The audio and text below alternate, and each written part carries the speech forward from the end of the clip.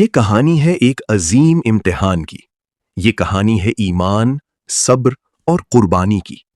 حضرت ابراہیم علیہ السلام اللہ کے برگزیدہ نبی، جنہوں نے اپنی پوری زندگی اللہ کے حکم کے مطابق گزاری۔ ایک رات خاموشی چھائی ہوئی تھی، آسمان ستاروں سے بھرا ہوا تھا، اور اسی رات حضرت ابراہیم علیہ السلام نے ایک خواب دیکھا، ایک ایسا خواب جس نے دل کو ہلا کر رکھ دیا۔ انہوں نے دیکھا کہ وہ اپنے پیارے بیٹے کو اللہ کی راہ میں قربان کر رہے ہیں۔ یہ کوئی عام خواب نہیں تھا، یہ اللہ کی طرف سے ایک آزمائش تھی۔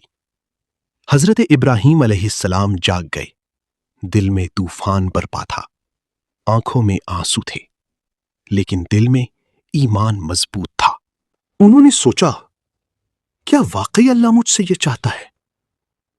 لیکن فوراً ہی ان کا ایمان بولا کہ جب حکم اللہ کا ہو تو سوال نہیں کیا جاتا، صرف اطاعت کی جاتی ہے۔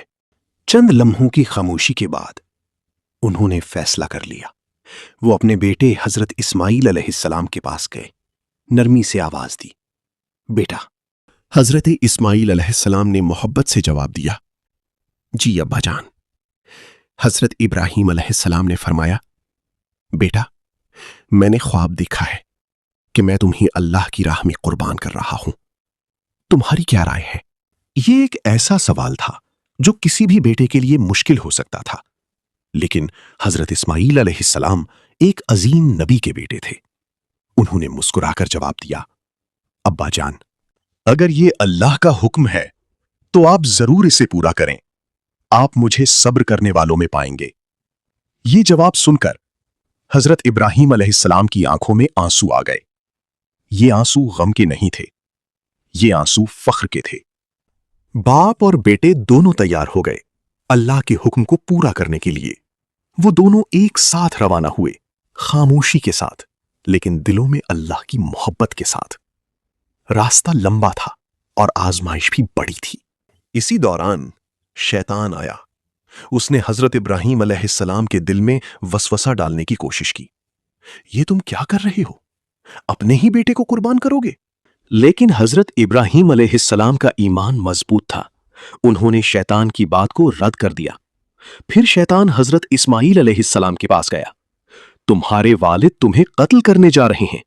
لیکن حضرت اسماعیل علیہ السلام نے بھی کہا، یہ اللہ کا حکم ہے اور میں اس پر راضی ہوں۔ شیطان ناکام ہو گیا۔ آخرکار وہ مقام آ گیا جہاں قربانی دی جانی تھی۔ حضرت اسماعیل علیہ السلام زمین پر لیٹ گئے۔